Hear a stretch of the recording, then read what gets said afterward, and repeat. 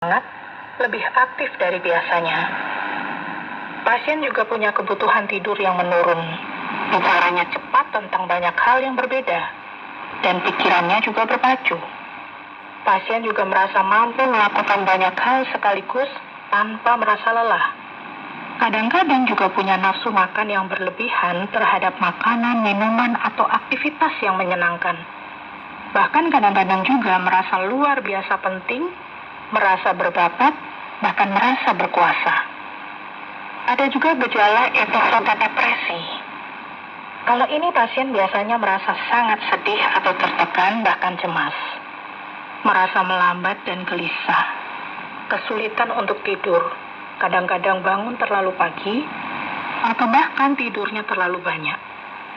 Kadang-kadang juga bicara sangat lambat, merasa tidak bisa menemukan sesuatu untuk dikatakan, atau melupakan banyak hal. Mereka juga kesulitan berkonsentrasi atau membuat keputusan. Merasa tidak mampu melakukan hal-hal sederhana. Merasa kurang berminat pada hampir semua aktivitas.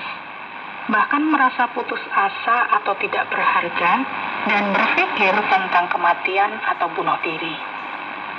Terkadang, mereka yang mengalami gejala manik dan depresi dalam episode yang sama, pasien ini mungkin merasa sangat baik, mampu menyelesaikan berbagai hal dan menjalani kehidupan sehari-hari. Tetapi pasien mungkin tidak merasa ada yang salah. Yang tahu adalah keluarga dan teman-teman yang bisa mengenali perubahan suasana hati atau tingkat aktivitas sebagai kemungkinan gejala gangguan bipolar. Hal yang perlu dicermati, tanpa perawatan yang tepat, pasien bisa mengalami depresi yang parah. Menerima diagnosa dan perawatan yang tepat bisa membantu penderita gangguan bipolar menjalani hidup yang sehat dan aktif. Petugas kesehatan mental biasanya akan mendiagnosa gangguan bipolar berdasarkan gejala, riwayat hidup, dan pengalaman. Bahkan dalam beberapa kasus, riwayat keluarga juga menjadi salah satu bahan pemeriksaannya. Pemeriksaan sebelum diagnosa ini diperlukan karena ada juga pasien yang mengalami gangguan bipolar dan kondisi lainnya. Jadi melihat gejala seseorang selama perjalanan penyakitnya dan memeriksa riwayat keluarganya bisa membantu tim layanan kesehatan menentukan apakah orang ini punya gangguan bipolar saja atau gangguan bipolar beserta gangguan lainnya. Gangguan bipolar juga punya faktor risiko. Para peneliti bidang kesehatan mental sedang meneliti sekaligus mempelajari dan mereka sepakat bahwa ada banyak faktor yang mungkin berkontribusi terhadap kemungkinan seseorang mengalami gangguan bipolar, tetapi ada dua yang patut jadi perhatian utama. Yang pertama adalah struktur dan fungsi otak.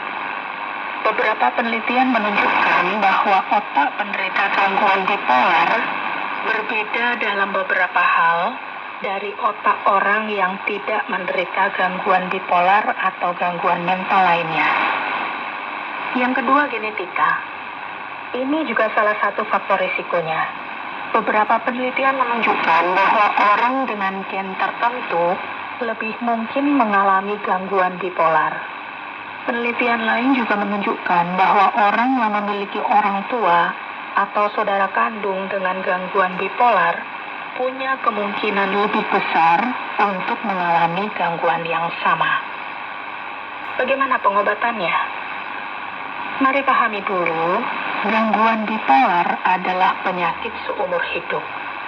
Penyakitnya seumur hidup, tetapi gejalanya bisa dikendalikan. Sekali lagi, bipolar adalah penyakit seumur hidup.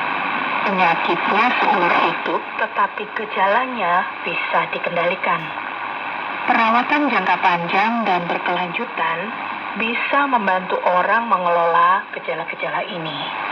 Rencana perawatan yang efektif biasanya mencakup kombinasi pengobatan dan psikoterapi yang juga disebut terapi bicara. Obat-obatan tertentu juga bisa membantu mengelola gejala gangguan bipolar. Beberapa orang mungkin perlu mencoba berbagai obat dan berkonsultasi dengan tim pelayanan kesehatan untuk menemukan obat yang paling manjur. Pasien yang mengkonsumsi obat harus bicara dengan tim kesehatan untuk memahami risiko dan manfaat pengobatan. Beritahu juga tim kesehatan tentang obat resep, obat bebas, atau suplemen yang sedang dikonsumsi. Segera laporkan pada tim kesehatan segala kekhawatiran tentang efek samping pengobatan, sehingga tim kesehatan bisa mengevaluasi dan mengubah dosis atau mencoba pengobatan lain. Ingatlah bahwa obat untuk gangguan bipolar harus diminum secara konsisten sesuai resep, bahkan saat pasien merasa sehat. Penting untuk berkonsultasi dengan tim layanan kesehatan sebelum menghentikan pengobatan yang diresepkan. Menghentikan pengobatan secara tiba-tiba bisa memperburuk kondisi, bahkan memperparah kambuhnya gejala. Selain pengobatan, ada juga psikoterapi yang juga disebut terapi wicara. Ini bisa menjadi bagian pengobatan yang efektif bagi penderita gangguan bipolar. Psikoterapi adalah istilah untuk teknik pengobatan yang bertujuan untuk membantu penderita mengidentifikasi dan mengubah emosi, pikiran, dan perilaku yang mengganggu. Jenis terapi ini bisa memberikan dukungan, edukasi, dan bimbingan kepada penderita gangguan bipolar dan juga keluarga mereka. Selain terapi wicara, diperlukan juga terapi perilaku kognitif, terapi ritme interpersonal dan sosial, dan terapi yang berfokus pada keluarga. Jadi intinya, gangguan bipolar adalah penyakit seumur hidup yang bisa dikendalikan gejalanya. Pengobatan dan terapi pasien harus juga didukung oleh keluarga supaya pasien mendapat penanganan yang tepat, gejalanya tidak meningkat, bahkan kualitas hidup pasien bisa meningkat.